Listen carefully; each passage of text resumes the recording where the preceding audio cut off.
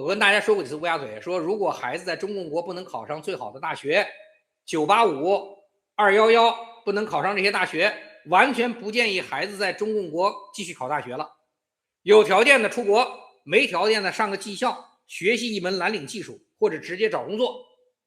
在中共国不能考上最好层面的大学，考任何其他大学都是没用的啊。其實本質上985、211也沒啥用，但是畢竟這些孩子們學習成績好的這麼多年，給了家長的驕傲，所以我就算勸了，家長也明知道考大學沒用啊，但是各種原因都導致這些家長不會讓孩子放棄的，所以我只能一直在勸，這麼多年，就如果考不上985、211，別考了啊。當然了，我也知道聽我話的人很少啊，甚至於孩子學習很差的，不讓考的也很少。那現在為什麼叫烏鴉嘴？消息明確了，2026年從兩會之後開始，短短2個月的時間，北京、山東、廣東、浙江、河南、四川等10多個省市自治區的人社局，記住了啊，人社局都陸續推出了全日制。什麼叫全日制？就是在那上學上1年、2年，全日制大學生技師班或者技能就業培訓班。這些機構學習方向很清楚，叫什麼？培養具有大學學歷的藍領工人。而且不是這10幾個省，全國各地方人社局都在籌備這樣的相關機構啊，在中共國這個局面快速擴大。那在這些技師班的招生方案中寫的學習的專業，什麼智能技術製造、多媒體製作啊、集成電路等高大上，但是你在網上一查別人真實的招生典章和實際情況，實際教學中教授的是什麼？廚師、攝影、自媒體製作、電商直播、基礎編程維護啊，什麼機動車駕駛、汽車維修、家政服務、養老護理、美容美髮、電氣化設備維修、電焊、機床使用、叉車和挖掘機使用等內容，和中共國原有教育體系中的技校課程幾乎是完全一樣的。聽明白了嗎？啊，高大上的招生專業名義啊，但是就是遮羞布，實際上讓這些大學畢業生重新回到技校學習。中共政府部門對這麼大規模行為的解釋，大家可以去網上查一下啊，叫什麼？叫構建在大學畢業後繼續進修專業技術的全日制培訓體系，是對目前中共國市場高端人才就業緊張的現狀，媽的不知道這個人才緊張是誰緊張，實施的極為現實和理性的供需修正方式，讓這些大學畢業生可以繼續擁有一門過硬的符合實體產業需要的手藝，便於重新奪回對工作崗位的定價權。我操，就這麼胡說八道的玩意兒都能被中共政府講出來，你們大家可以想象多牛逼嗎？就是在中共的宣傳體系裡已經默認了這個國家的社會大眾已經蠢到了多蠢的地步，這麼扯淡的話講完了啊，都會認為社會大眾會相信，會把民眾騙了啊，民眾都會聽。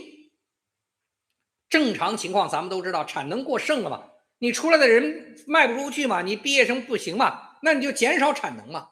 海量大學畢業生無法找到工作，就應該主動停止或縮減大學的招生，這才能夠緩解社會對大量大學畢業生出現供需不平衡的景象。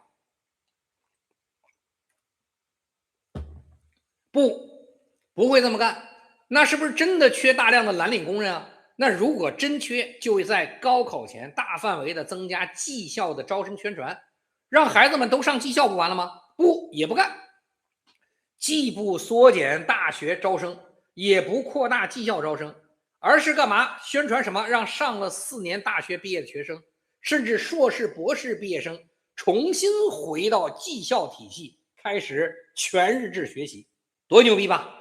出現這樣的結果很簡單，因為在中共國所謂上大學這個事情，本來就是中共讓對廣大民眾割韭菜的方式啊，上什麼大学呢？他媽老師狗屁都不懂，拿個教材照本宣科，擴招擴到他媽什麼都不懂的人都能講。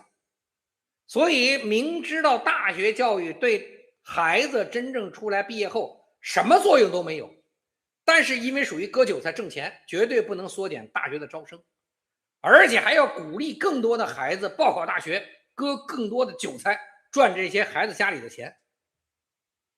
順便我問一句，這個國家中華人民共和國這些家長真的想不明白為什麼孩子要上大學嗎？是不是因為別人的孩子都上大學，你的孩子也得上啊？你孩子耽誤這4年，你是不是有責任呢？接着講起后面呢，我就問一句啊，然後呢，中共看这些孩子們割韭菜了，大學畢業了沒工作，一部分繼續在碩士博士割韭菜，那他媽碩博沒割成的本科生出來怎麼辦呢？沒工作呀，什麼都不會呀，上大學白上了，怎麼辦？再構建一套技校系統告訴你，這裡面出去的能工作，繼續對大學生的家庭再一次割韭菜。目前中共国各地号稱能夠對孩子就業有真實作用的大學生全日制技師班，每年的收費在5000到8000元之間算上生活費雜費單人每年的支出肯定在1萬塊錢以上。而且鑑於中共國整體社會壓力大這種解決就業的方式技校還成為了很多地方政府的重要政績幫助大學生就業能夠拿到中央財政大量補貼。所以為什麼這麼多出現了什麼一石二鳥，繼續忽悠人學技校割韭菜，還能拿上面騙中央的補貼。所以對地方政府來講雙贏，但是誰輸了？學生輸了呀。你他媽大學耗了4年青春，你就活一輩子，你過了20歲沒有20歲，過了22沒有22，結果你他媽傻逼4年在大學裡過了，過完了你已經浪費了，你掉坑裡了，爬出來操，又去技校裡接着他媽浪費生命，錢也沒了，給了共產黨當地機構带政績掙錢，你說多傻逼這種事中國多少家長在幹呢？而且對於整個現在國家經濟在快速下滑的中共國的这商業體系來講，但我問問大家，你們覺得這些律師這些廚師、美容美髮的、自媒體編輯、直播帶貨這些工作缺人嗎？缺不缺人就算缺人，那些真正的17、18歲就進入技校學這些工作，20歲出來就熟練幹到您24歲，您還大學比人家幹好多年了，而且還能承受很低工資標準的技校畢業生來說，你這些大學畢業生學完了，你有啥競爭？你有啥競爭優勢？而且你的心態能拿比人家低得多的工資嗎？生命時光沒了，技術比人家那些技校孩子差好遠，要的錢還比人家高，你說你能出來找着工作嗎？所以我就說，這真的是黑色幽默，黑色幽默這中共國得多蠢吧？就中共國大部分不管是孩子還是家長，這個國家的政府才能用這麼蠢的方式，也能讓這些蠢的民眾在做吧？好吧中共國還指望這些孩子上大學，民众還指望上大学改變身份、改變地位。3條清晰的我等会儿，我用一個有一個叫耿同學，有人聽過嗎？